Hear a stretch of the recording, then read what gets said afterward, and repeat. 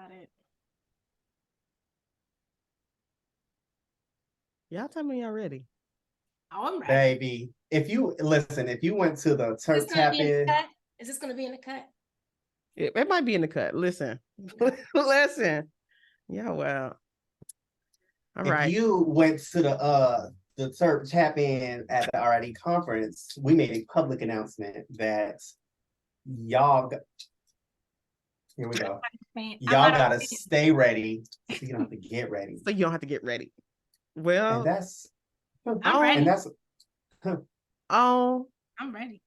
Mary had a little lamb. She had one. Well, welcome to the podcast. Today I am with Terp Tap-In's host, Tiffany Hill and Paris McTizik. If y'all want to introduce yourself. We're just going to debrief this kind of debacle of the Buzz Corner because, honey, did y'all see it? Did you see it? Tell me you saw it. Did y'all see it? I got notes. I got notes. I got notes. You got notes. I don't even know kind of where to start with the whole thing for real, because it's like, wait. I want you to tell us. I want to start with your reaction. Yeah. Because you were in it. It's different experiencing something in the moment and live. And I want people to know what you knew was happening. I want people to know all the things about how connected you were to what was happening behind the screen, and then how you felt watching it post live event. So that's a good question. So first off, at the very beginning, you kind of see me move towards the screen. That's me muting it because I didn't want to hear those interpreters, right? Like I thought it would impact my process. So I had no idea about the interpretation until I watched it the next day. And I in the process, I was just kind of engrossed in the conversation. So I had more responses to what we talked about and to, like Bucky distancing himself from the system and Andrea's, kind of shifting towards the system and then shifting herself away from it. And so like I had a heavy focus on the content. And at the time, I didn't know about the interpretation part. I didn't know about that. And so I found it very interesting that like I'm having this like after the fact response to it, but I also am getting a lot of apologies about something that happened to me, right? That didn't actually happen to me. It happened to hearing people in the same way. Like I had the same experience that like you had because I'm watching it back, right? So it wasn't like this in the moment thing, which I think is really interesting too. But the conversation, I thought it was a great conversation for the podcast, right? Because what you talking about? Can we find out how you were? Can we talk about how you were asked to sit on the podcast? Because it's also interesting that it's advertised as your host, and I guess maybe that's their way of saying you're a guest, which to me was also kind of confusing. Like you were going to lead it, but then also I didn't feel like that was happening. So how were you approached?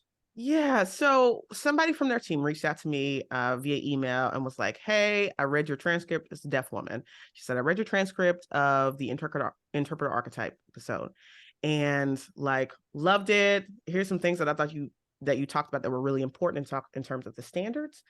And so I want to talk to you about being on the show. This is what we charge. Like, you just come on the show and talk about this thing. And so I was like, cool, like, sure, absolutely. So we met and, she was really pulling from the transcript, like things that I had said that she thought this would be great to talk about. But I don't think I knew that they were going to make me like host, right? Like I was leading the discussion. And so in the kind of prep meeting, which I didn't have any interpreters there. So in the prep meeting, I get to the prep meeting and they're like, how do you want to do this? And I'm like, I don't want to talk. You know what I mean? Like you can start the conversation and I'll kind of follow it. Right. And so they said, okay, great. So what we'll do is we will read the transcript and then we'll summarize what you said. Right. And then we'll kind of like engage you in questions. So to me, that felt like they were leading the discussion and I was just kind of adding the perspective that I had provided on my podcast. And so I thought, Like, this is gonna be great, right? And then I get there and they didn't read that transcript. And so last minute, they asked me to summarize, right? And so now it kind of feels like I'm actually leading the discussion, and I'm leading the discussion with people who aren't engaged in the conversation, right? And so I think, I don't know, I think there was some disjointedness from who asked me and then the actual host of the show, right? There was some incongruence there. And I mean, that's what happened. And then we saw the fallout of that. Yeah. So, but It's yeah, kind of like, like I knew where Paris, did you have to watch it back or did you watch it live? No, I had to watch it back. I had to watch it back. And it absolutely felt like they were unprepared. It absolutely felt like, all right, Keisha, this is how I saw it. yeah. Keisha, tell us what the If I'm Honest podcast is all about. And then we have generic questions that we just want to ask you. We look to you as the golden child, as the person that's gonna answer, that can speak for the Black community and the Black interpreters, right? Like, that's how I saw it. And I'm sitting there like, did you even read the transcript? Right. Did you even talk to Keisha Yeah. beforehand? And the answer was no, because there was questions like, I mean, blanketed questions like, how do we get, it was very much targeted, like, how can you help us? How can you help us? Right? Oh, come on, Tiff, come on. How can you help us as an agency so that we can get it right? And so as I'm watching, I'm like, is this a discussion or is this a consultation? Right. This is good. But Tiffany, you watched it live. So what was your experience? Like, yeah. and then like you like with the interpreters and everything. Yeah, so I was trying. That's right. I remember now because Paris had a training or something that evening, or there was something going on that you couldn't be there. And I was like trying not to blow his phone up because I was like, I know he's in the thing, but who can watch this with me? And in full disclosure, name shall be protected. But there was a watch party that took place, and so a select group, but it was a watch party, like-minded folks being able to comment and react live. But for me, and not even to be exaggerated, it was like watching a scary movie, and I was mostly like, there were parts, so I had to watch it back because I was like, oh no, don't. I was doing that during the live, and I was like, oh my God. Or I would mute something just so, because I was nervous, I was anxious. Yeah. And so I had to watch it back, just so I could, after I already knew the conclusion, I could watch it safely to have a concrete perspective and insight on what was happening. And it was rough. It was really rough. Just objectively, it was rough. Yeah. I felt bad for you. I felt bad for the interpreters, and we can talk about why later, but sure. I felt bad for the interpreters. I felt bad for Bucky and Andrea. I mean, because when you don't know, you don't know. Or when you think you know, and you act like you know, and you don't know. Okay, that's the one. No, keep going, Tiff. That's the one. That's the one. And you act like you know, but you don't know. And it just felt like, I was like, oh no. So inside, I was cringing because I'm like, who's going to wave the flag? Who's going to just say, time out, we need to drop this episode, let's regroup and come back? Yes. It just kept going. Yeah. I think in a moment, it felt like they were putting on this face like they were already engaged in this conversation, right? And then they're raising random questions. They are saying stuff, and it's like a train wreck. And like towards the end, the incredulity is so heavy. I'm laughing. Like I'm really trying to keep it together. Physically, your shoulders were. You just, at one point, your head, I don't know who's going to see what part, but at some point your head it was almost like it was like you had resigned yourself. Yeah. It was like ultimate resignation of, I don't know. I ain't got nothing else. What's the next? Well, okay. So I think we have to address the major issues. Like, what were the conflicts in the conversation? And I think the first thing we have to address is the interpreters, right? Like, it's an interpreting agency, and you would think that they were intentional about staffing the interpreters appropriately, right? I don't know what had happened before and why Andrea doesn't have a non-Black interpreter, but she doesn't, right? And that is not necessarily to bash this interpreter, but there's a culture and identity and language that is used that is specific to her that is decidedly non-white. And I think she said that in the last 3 months that she had been working with this interpreter, right? And so I felt like it opened the door to them not asking me. And when I had a conversation with Andrea about it, and I was like, why didn't y'all ask me who I needed? And I said, is it because I'm hearing, right? Like, and she said she didn't know, right? And so I was like, there's this really big disconnect. And so we have to address the fact that they had me sounding like a white man who didn't know what the hell I was talking about. And like, as an interpreter who has shown up to jobs and hasn't known what the hell has been talking about, like, I can humanize this human, right? And you saw this job. The fact that you saw it is a problem. Why did you see this job? Why were you on the list able to say yes to this job, to represent the voice of a Black woman talking about anti-racism? Oof. I just got questions, right? So that's number one. And then two, you know what? Let's just stay there. Yeah. So let's just stay there. Let's stay there. Oh, Paris. Yeah, come on, lean in. I mean, Tiff, do we not talk about culturally responsive, like scheduling and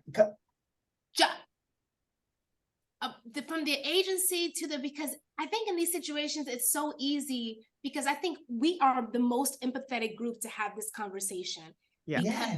Because of the multiple layers in which we exist and navigate, and we are working practitioners. So I think it is right on point for us to have this conversation about how we get in spaces, how we wind up in spaces. And the reason why I was so like, oh, I felt so bad is because I was like, why don't you know, boo? Why don't you know? Jump out the ship, start swimming back to shore, go save yourself. Like, that's how I felt. And it's like, so, right. So we talk about it, Paris. The 101 is what? What's the 101? No, 101. What's before 1? 0. The 0 is what did the conversations look like before you even got there? Okay, time out. And let's take a 360 view. What was the conversation from Bucky's end? What was the conversation from Andrea's end? And what was the conversation from the interpreters? How did this, like, was there no, it's almost like when you go through the airport, right? Like, did nobody see that you had to take your laptop out the bag? Did nobody see that you had metal on you? Did nobody see that you, beep, beep, beep, you're not, and let me say this. This is not a dig to the interpreters, because I think the interpreters are skilled. Yes, I think the interpreters are skilled. I think that maybe in other spaces, Bucky and Andrea pick these interpreters because they do a very good job. I have no doubt about that. Yes. But at what point did no one speak up and say, you know what? Thank you for your interest in this job. Thank you for putting your name in the hat, but I don't think you're a good fit. Right. Or thank you for asking me, but I don't think thank you for the vote of confidence. Both ways. Right. You have agency to say that. Why is it not? So that's the conversation I want to know about. Agreed. Yeah. I digress. So my interpreter, I heard that blast went out within a few hours of the show. That's problematic.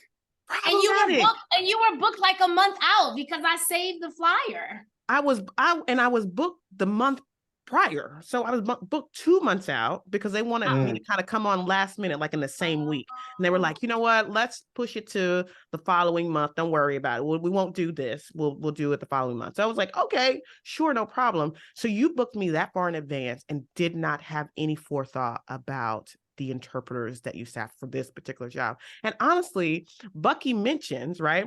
My best friend is Black, aka, we're I doing have that? preferred Black interpreters. Where? Where were they? Where were they? Because he could have benefited from a Black interpreter in that space. Where? Right. Absolutely. And so there was no thought on behalf of any person signing in that space that a Black interpreter should be here. How? And there were things happening where, and like, I know we don't have to keep saying it, but if the interpreters are listening to this, I want it just to be clear that we are analyzing and assessing the situation, the dynamics.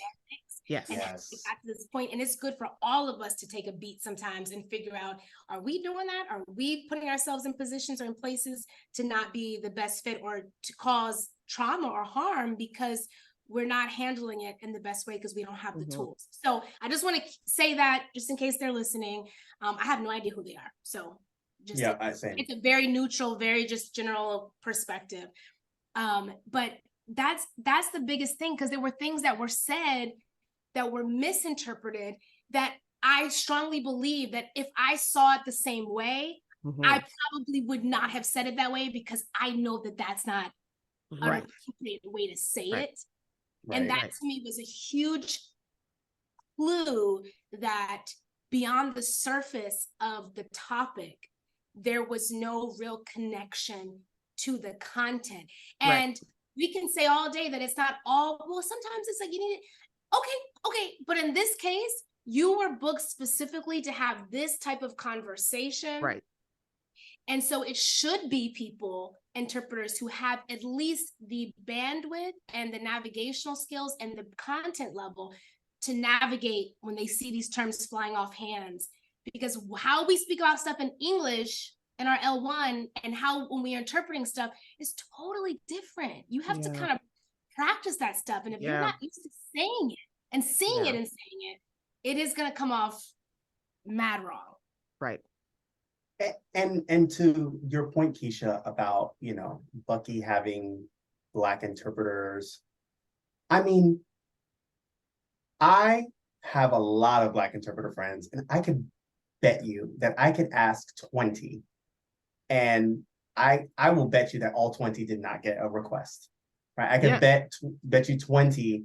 You know what I mean? Like, sure. What? Stop saying that. Right. That is so harmful. Okay, oh my God. Cringy things. It's so cringy to say things like, oh, my preferred interpreters are Black. Let me say this on the podcast for those of you who are reading this and or listening to this. That very much sounds like my best friend is Black, or I have Black friends. Okay, so stop saying that. Right. You say it to absolve yourself. Let us segue into Bucky saying, I mean, the whole session was very much not targeted on himself, but on everybody else. When you were talking about the agents, you're like, yep, agencies do this, or we do this. No. Can we use I statements, please? This is Buzz Corner. Are you kidding me? Talk.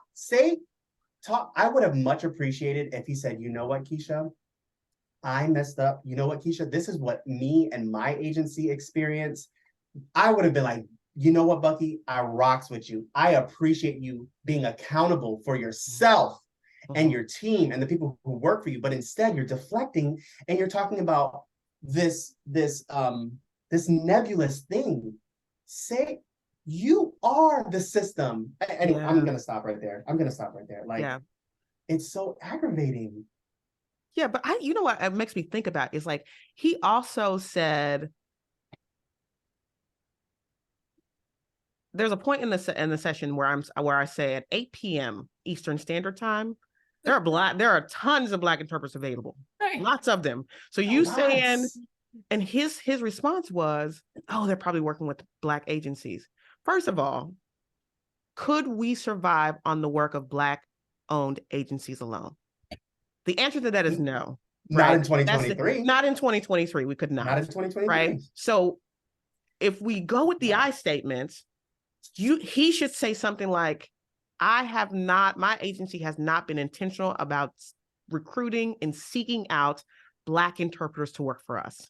Come And on. partially that might be because we got a system that makes you put your profile up and tell everybody that you're Black and you're not getting selected. And so people don't want to be in a system that's already oppressive, right? Like he didn't take any ownership of that and instead said, oh, they're working for Black owned agencies. Well, I don't work for a Black owned agency. And I didn't get the blast. I also don't work with LinguaBee. You get what I'm saying? So, yeah. And now I'm not working for LinguaBee. Let's be clear. Very clear. But like, that's the kind of thing, like he didn't, in the whole conversation, he kept separating himself as if, oh, somebody else, nope, not, it's you. It's you. And so like, how do we have a constructive conversation about it not being you? Right. It comes down to, well, we keep saying accountability, and that's a huge part of it, but what does that look like? And I think that's the hard part for me, because trying not to be messy here. I mean, this is an honest chat, and so I want to be honest, but at the same time, I want to say this is not their first listening session in which someone has tried to advise. And so I don't think we can say it's good enough that you keep trying, you keep doing this, you keep having these conversations, because it's not useful or helpful if you continue to take up time and space with no intention to, or take notes with no intention to put anything into practice. Yeah. And I want to say honestly, without being messy, that this is not the first time. Maybe it's the first time, and maybe in this way, where it was, the light was shown so dramatically on it, where everyone was like, okay. But I will say that it's, you, at some point, that the accountability comes in when you say, we actually don't know. We've been going about it the wrong way. And we're not going to use titles like unmasking racism, because hello. Tell me how you did that from 7 p.m. to 7:55 p.m. So that, for me alone, I'm like, you're not starting at a point of authenticity, of truth, recognizing where you are, because had Bucky been able to recognize where he was already, you could have been invited onto that buzz corner, and it could have been a literal you showcasing things that you have talked about in the podcast, and it being more of an opportunity for them to take away stuff, to go back and actually put stuff into action. But instead it turned into you being in the middle of like, yeah, now tell us how to do that. Now, is that true? Do we, or 8 p.m. they're available, 8 p.m., right? 8 p.m. Like, it just turned into that. And it was like, it was cringy to watch. Yeah. And I felt bad that they didn't know. Or I felt bad that they thought they knew. I'm like, that's what it is. Yes. They thought they knew. And it was just it was train wreckage. Yeah, train wreckage. Collateral. and like, thank you for your contribution, honestly, because like, how many agencies are out there operating without these conversations, or are also operating with these conversations in the same way that LinguaBee is? Like, right there's a big kind of look at this, like, look, we can talk about it. Like, these are the things that we kind of know and we experience on a regular basis. But like, I appreciate your service and your contribution, because now we can say, look, right, this is the kind of thing that we're talking about. And now we can have effective conversations about figuring out how to address it. What else? Paris got something. The issues, literally the issues, right, about racism, the issues about anything that they were bringing up was happening live. Yeah. Like, the Buzz Corner session was like, okay, Keisha, as a practitioner, as someone who's doing the work, can you answer these questions for us? And as you're like trying to answer them because you're just dumbfounded, we can see it. It's happening live. The interpreters, the interpreter selection was not great. Your answers to the work that Keisha does, it doesn't make sense. So like, there's a lot of, let me go back. we as Black and brown people have conversations in our own groups, right? And so we say things like, oh, this agency did this, or oh, this interpreter did that, right? We talk about our experiences and our trauma. And it's so interesting that we are experiencing it live when the topic is what? Unmasking racism. We're unmasking it as we're No, watch it. It was pay-per-view. How do we? It's like, right, we're unmasking it live. It's like, I mean, you honestly, if we were just being funny, like you couldn't make it up. It was like, oh, yo, this was written, like she wrote this for the podcast. Like it was almost like you engineered it for a new episode. Like this is like a part 2, 1, 2, 3, 4, 5 series. Oh my God. Because each part has 11. Yeah, it was wild. I couldn't even, like, while I was on the show, I was like, oh, well, this is going to be great to talk about later. And like, dang, like I was hoping I was just going to show up and disappear and like, no one would ever know. Cause I was like, I'm not giving them free advertisement. This is the conversation I had with myself. I'm not giving them free advertisement. They're a bigger agency. They got a larger audience. And I was like, dang, I could have had a larger audience watching this in real time. No, and it's fine. Go over there and watch. Go on over there and watch. And I did get the receipts. They did send me the recording. They sent me the recording, but they didn't send me the recording with the comments in it. And I think that's important because in my conversation with Andrea yesterday, she calls and she's like, I'm so sorry. But she's challenging interpreters. She's like, if we had so many Black and brown interpreters, why didn't they challenge the interpreters in the moment? That would have been powerful, right? And I was told that they were challenged in the Q&A. They were challenged in the Q&A. I couldn't do anything. I couldn't do anything. I just I just watched it and then, didn't watch and didn't watch. So I don't know. I never looked at any comments. I also couldn't see the Q&A. So there were 13 comments. By the time we got to the end and Bucky wrapped the show, there were 13 questions that weren't answered. I know I had at least 2 in there. I did at least put questions in the Q&A that never were. Yes. So I think it's interesting too, is like, like why didn't y'all say anything? Well, y'all disabled the chat. We couldn't, the chat was disabled. The only thing that people could do was say, hey, like this thing that's you're actually discussing is happening right now. No, they couldn't even be called out in the moment, just in terms of the providing interpreting services. Yeah. I have a question. Okay, come on. Keisha, how do you feel your response was towards them? Do you feel like you were too harsh? Do you feel like you could have been harder? This is a good question. Okay, so I think one of my priorities, always is my priority, is to keep people in the conversation. And so I was as soft as I could be. And I think I think I was soft and I have received the feedback that I could have been harder, but I didn't want to lose him. Like, I think as an agency who's kind of, who looks like he's trying to do this work, I didn't want to like go in on him, especially when he got to the place where he was like, oh, Black interpreters are working at Black-owned agencies. And I'm like, no, you just haven't done the work to recruit them. Right. And now the Black and brown interpreters that are on this watching today are not going to work for you. And like, that's on you. And I didn't say that because, and basically what I allowed him to do is like shirk the responsibility.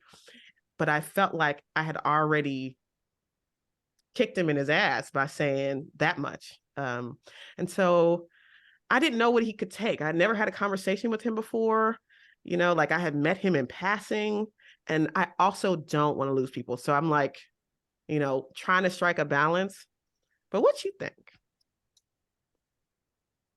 I have. Do you want to go? No, you asked it, so you get to answer first. Yeah. So here's what I think. I think that you could have given them more. Here's what I think.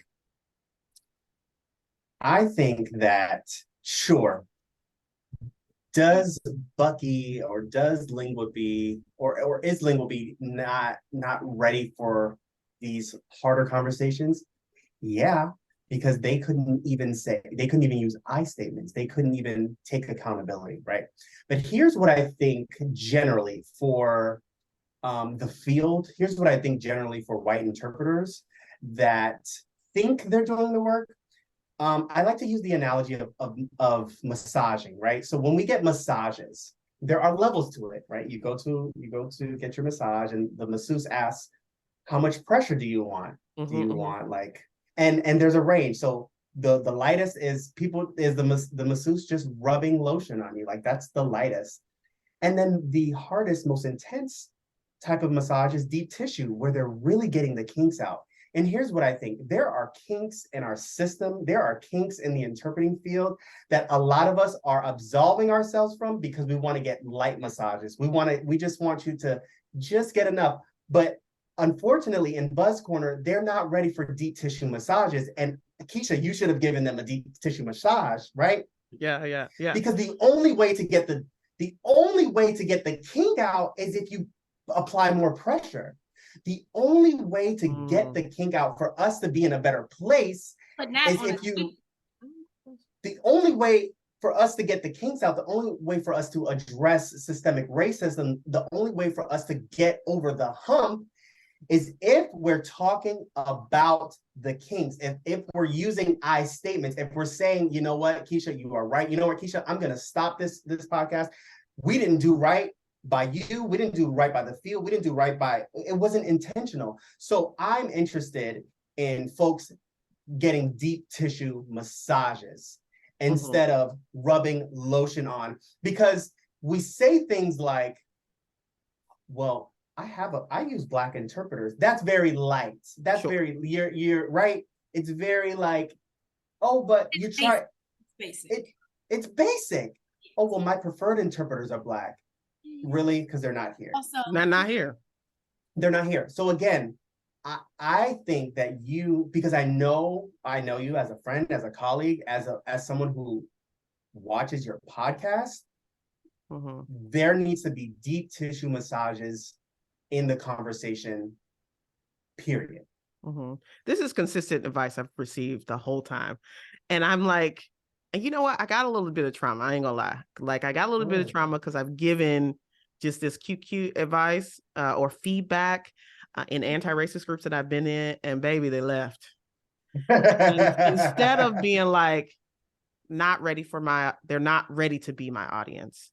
I've shifted to, okay, all right, right, and not being deep tissue. I'm like just kind of like rubbing it on, wax on, wax off, you know.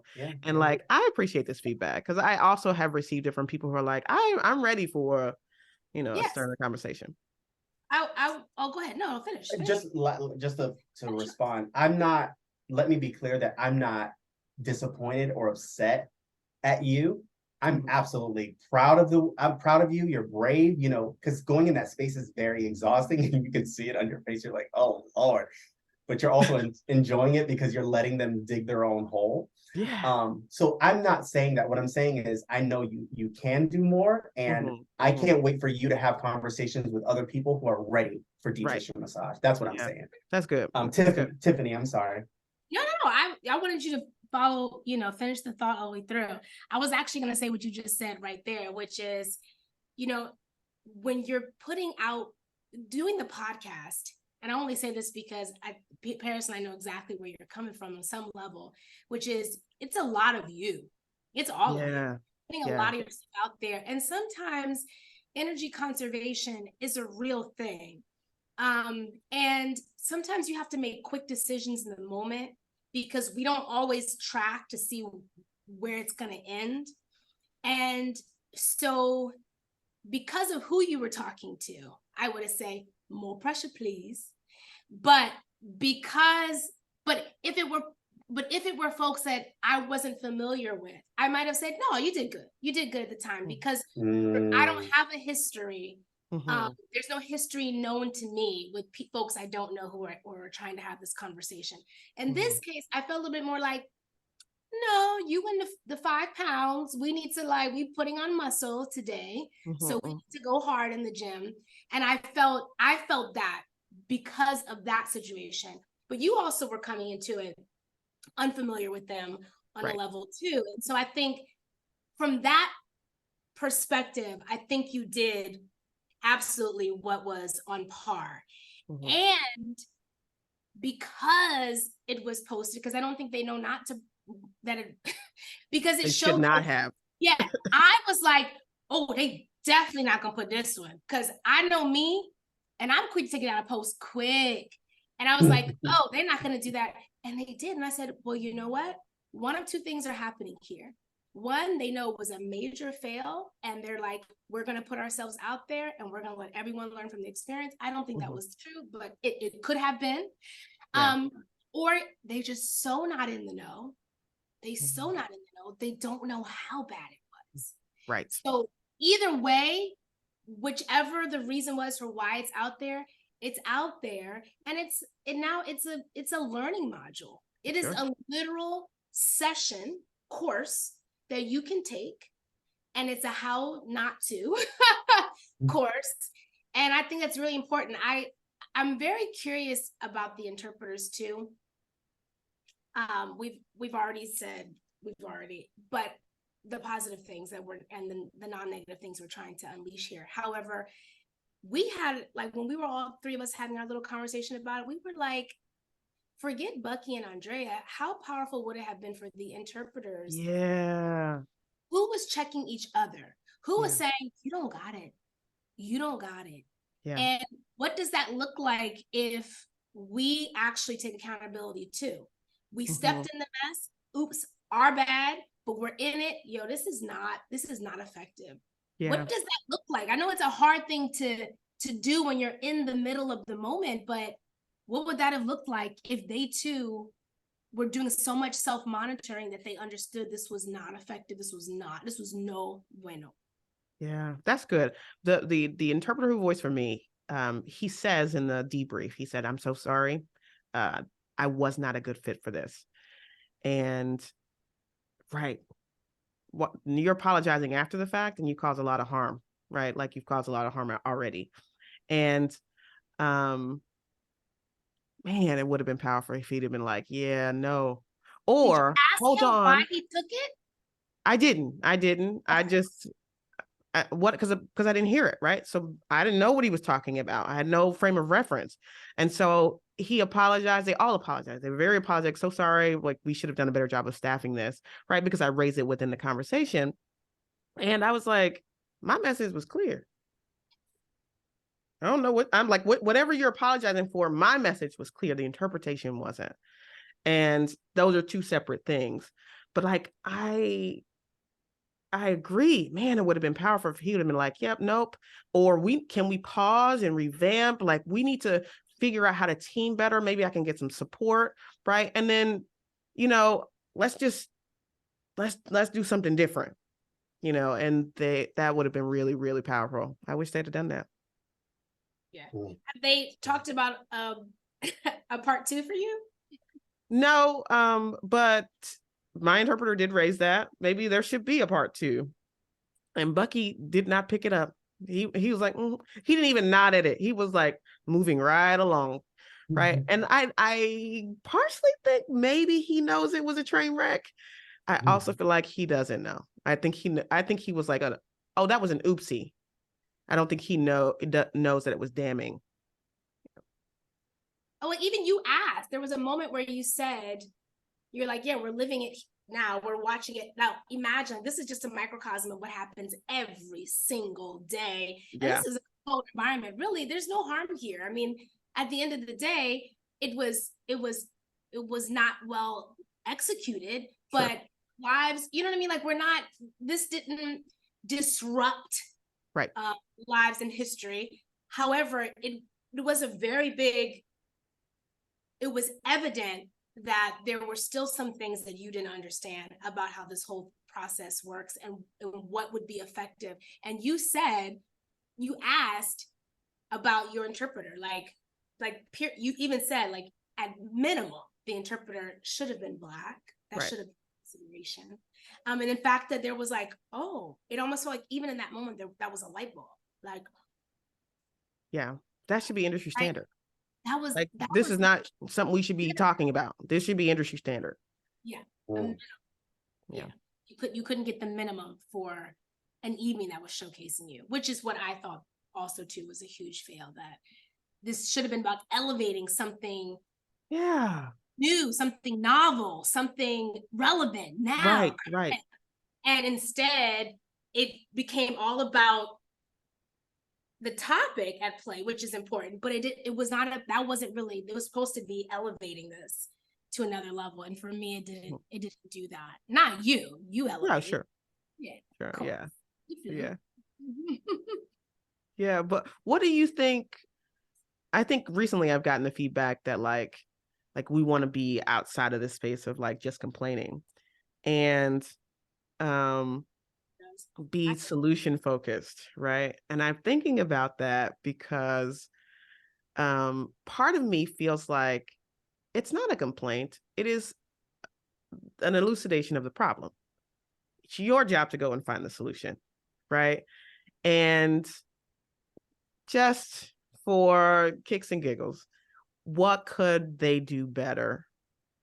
And also, like, how can they kind of repair the damage of the relationship with interpreters who watch this? What do y'all think? So that's twofold. How can they repair is the second one. And the first one was what? What could they do better, just in general? Not have had the buzz corner. Ooh. Oh, Ooh. oh, Look, that's that deep tissue, baby. Look, there are so many things. It is about self-awareness. It's that meta stuff that we get very afraid to do. And sometimes I'm sitting around just looking up at the ceiling like, oh man, that reflection is important.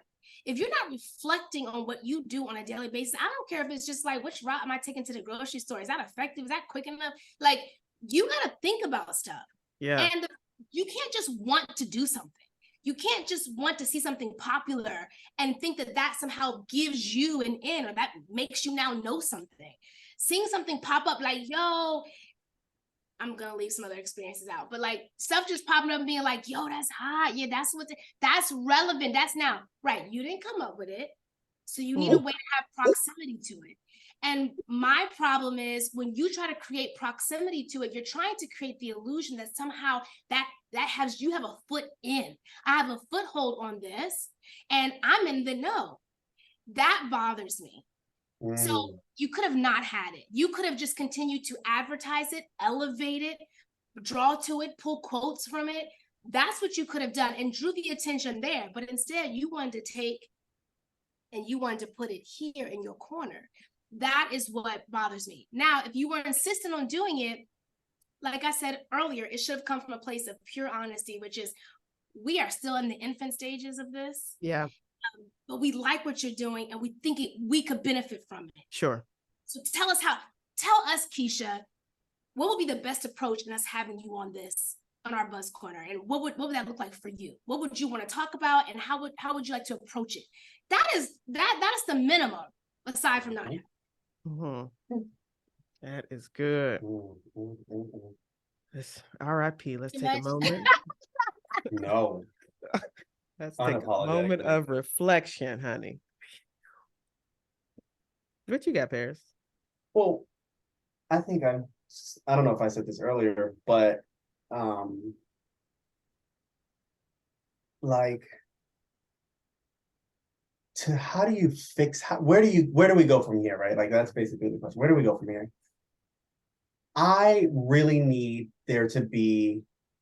I need Linguabee to take inventory of some of their weak spots. Yeah. I think there has been my water ran out for those of you who are watching. My water ran out, but I think that there is a hyper focus on being deaf-centric. Okay. Now, I absolutely see pros to seeing that. to having a deaf-centric approach, but I also see cons, especially as it pertains to white people upholding deaf-centric spaces or deaf-centric organizations or deaf-centrism, if that's a word, I'm not sure. Okay.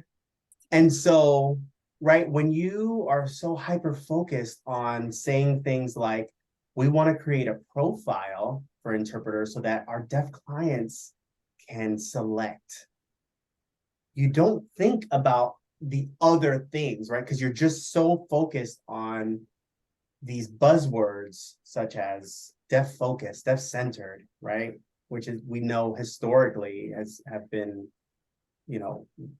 dominated by white deaf people. Sure. And so where do we go from here? Again, it's, you need to see what people are saying about lingua being. And it's not people who are in your corner, right? It's not this echo chamber who are gonna just say nice things to you, but you talk about having, Black interpreters, you talk about all these things, but reach out to communities who are not with you. Reach out to communities who have a different opinion that are saying like, you know what, the profile doesn't work. Or you know what, you messed up with this whole buzz corner thing because X, Y, and Z. But that's what I think the next step would be, is to say, I am willing to take accountability for a lot of the mishaps that I've experienced, that I've done. Then we can get to a better place, because until then, you're just going to keep rubbing lotion on it. And it's big, because when you keep saying them and over there, and because I have to think about that stuff too. Like, I think as individuals or as business owners, we have to think about that stuff too. It's never something outside of us or far from us, especially when you work in the space day in and day out. But profiles, star ratings, like, oh my God, what are we doing? Like, literally at the end, if you don't even know at the bare basic minimum why that would be even more disproportionately harmful to Black and Brown interpreters, then you don't need to have the agency. Because it's not just about that, it's also consideration of your client base. Like, sure. We are all located and situated in different parts of the United States. Mm-hmm. I recognize that there are always going to be higher numbers of populations of people just based on the geographic location. And that's going to inform the general makeup of the body of contractors or staff that you have. That is totally understood. But we also know in 2023 that you have access to an array, to a plethora of interpreters from across the nation. So if we're talking about physical location, okay, you might not have as much flexibility here, but you can't let that be the oh, well, this is what it is. I'm like, not in 2023. That joint broke in 2020. Like, that joint is broke. So that you can't use that excuse anymore. And you can't act like you don't know anymore, especially when you said you just left MBDA and you're like, oh, MBDA, how long MBDA? And I don't know if that was his first MBDA. I'm just saying, you walk him to, oh, a lot of Black people. Yeah. I mean, but I also hope you weren't there just scouting. I hope you were there attending sessions and trying to figure out how to better inform what you do. Sure. So I don't know if not all damage is repairable.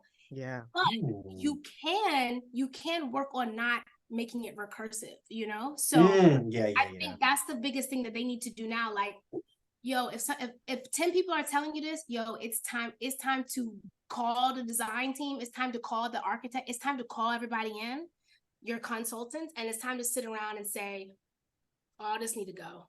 All this need to go. And I bet just on making concrete changes that are more beneficial and attractive to Black and Brown people who are marginalized, I believe that will be a starting point for you. And I think he'd be surprised how many people are still in his state in person. He doesn't even realize it. Yeah. What I think would be helpful is if we had a reflection, right? Like, if he took some ownership, even post the the Lingua Bee interview or whatever we want to call it. If he took some ownership and said, so like what he says on the inside of it is, oh, I learned a lot today. Right? Right. I learned something new. Well, the fact that you learned something new kind of bothers me a bit because this isn't new. This is old. This is as old and older than you, right? And so it's not new. But like, okay, fine, right? There are in some ways that you were blind to the realities of this. What is the reflection now? Like what you're saying, what the two of you are saying, I think great, like yes, and make it transparent. We had this conversation with Keisha Osborne, and these are the things that we took away from that. And as a result of that, this is how we are unpacking it. Like, I'm not sure he didn't just have this conversation, say, I learned something new and walk away from it. What does the reflection look like? Like, what changes are you making? Did the way you think about things change? You do arrive at a place where you said, oh, shoot, like I'm an agency, I'm part of the problem. Great, now what? Like, what is next for you? And I think that will kind of repair some of like this. What were the learning points? I actually need those itemized. Yes. You can't enact if you don't have that list. So it has to be, you have to at least say, these are the things and how would that relate to what I'm doing? Right. So there's got to be some correlation somewhere. We can't just walk around and say empty things. I say that when I don't want to engage. Oh, I learned a lot. That's my don't want to engage saying. I think that's good. Yeah.